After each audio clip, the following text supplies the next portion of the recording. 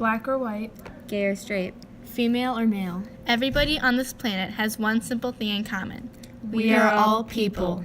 But even with this simple fact in mind, there are people on this earth who are treated as less because of things they simply cannot control. One of these groups is women. Yes, we are over half the population, and yes, men are dependent upon us as we are of them. But are we treated as equals? Of course not. Is this fair? No, but it happens all the same.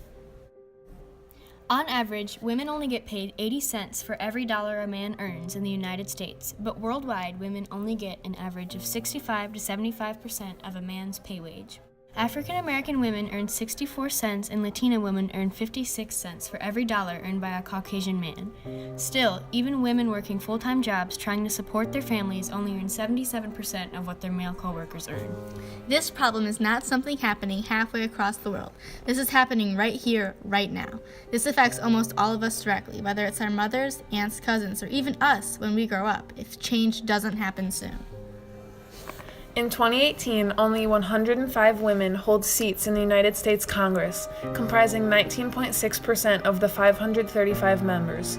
22 women, 22%, serve in the United States Senate, and 83 women, 19.1%, serve in the United States House of Representatives.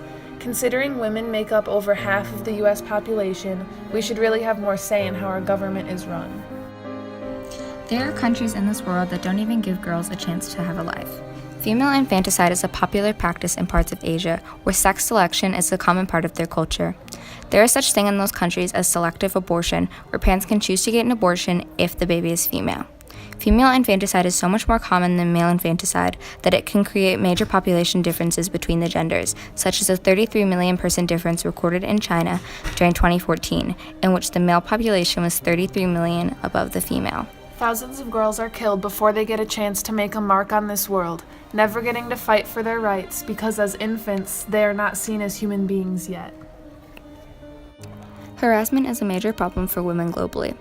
Females worldwide are treated as the objects of men instead of as their own human being, and because of this, crimes against our bodies are not seen as crimes. Just like in Frederick Douglass, a huge group of people are not seen as people, and because of that, we are not given the justice we deserve. Because who cares if you break a toy? Buy a new one just like it, right? It may surprise some of you to know that even we have experienced situations of harassment. We asked girls and boys in this classroom the question, have you ever felt threatened or violated by a peer of the opposite gender during school or after school activities? And the results were very revealing. While the boys' results were nearly half and half, the girls' results were appalling. 15 girls responded to the question with a quick yes, while only one girl reported not feeling this way. When we asked how they were violated, it appeared that both genders had been touched inappropriately, and continuous pursuit after they had told someone to stop has occurred.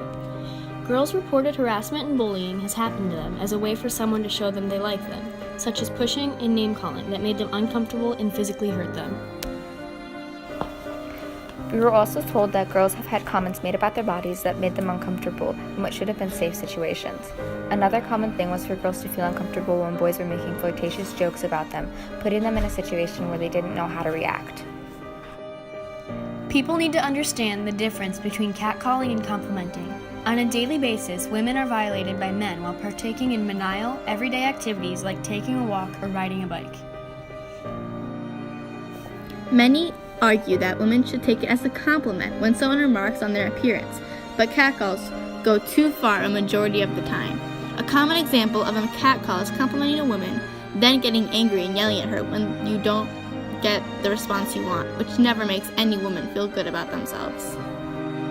Some men try to grab your attention with something like, "Hey, excuse me," or "Can I ask you a question?"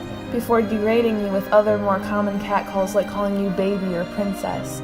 Men also go so far as to make crude noises like whistling or kissing noises to grab your attention, then feign innocent when you get upset or embarrassed. Men have even been known to grab women's hands or other body parts as a way to show someone they're interested. Little do they know or care that this is a form of assault, and doing this is incredibly invasive. Thousands of women worldwide are subject to domestic violence in their own homes. Imagine coming home every day and not feeling safe being there alone with your partner. Unfortunately, this is the reality for thousands of women who sadly don't know a happier alternative. On average, 3 women are murdered by a boyfriend or husband each day.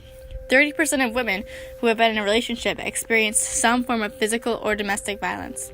Around the world, women are not treated as people but as sexual objects or things to be earned. Every year, an estimated 15 million girls under 18 are married worldwide with little or no say in their matter. So 38% of all murdered women are killed by their partner. As horrible as all of this is, it's arguably not even the worst part. Women who experience these horrendous things are judged for letting it happen to them and are encouraged to stay quiet about it, as if it was their fault. It's appalling just how much slips past the system and how far we have to go before we see a necessary change. In Saudi Arabia and Morocco, rape not only goes unpunished, but the victim is oftentimes to blame in the eyes of the judge. Women can be charged for leaving their homes without a male companion, being alone with a man she isn't related to, or getting pregnant afterwards. There's a policy in both of these countries that invalidates charges against statutory rape if the parties marry, to which 16-year-old Amina Filali responded by killing herself when the judge forced her to marry her alleged rapist. The Bible justifies this abuse with the idea of the principle of order, chance, and sculpture, or the idea that Eve was made after Adam as a gift for him, and now women must suffer abuse at the hands of men because of it. This justification is startlingly similar to what was used to justify slavery in Douglas's story. The idea that if the Bible said it was okay, it is. Out of every 1,000 rapes, only 6 perpetrators are punished. This means that for every 1,000 rapes, 964 rapists continue to walk free. Less than 1% of rapists are put behind bars, according to this statistic. And this is just not okay. This is largely due to the fact that 2/3 of rapes are never even reported to the police. This may occur because, not unlike with domestic violence, this form of abuse is in many cases ignored, and girls are encouraged to pretend like it never happened, or like it was their fault. Oftentimes, when women do report it to the police or tell someone what is happening to them, they are told they are wrong, or more likely ignored completely. Frederick Douglass was a women's rights activist later in his life, because it's hard to fight for freedom with the argument that all people are equally important, and then just ignore that when you get what you want. I believe that Frederick Douglass would have continued to be an activist for women's rights until the problem was solved, because he experienced firsthand what it was like to not be treated like every other human, yet struggle just as much as everyone else. Trying to deny that women should be treated as equals to men is just as bad as sitting by and watching slavery happen.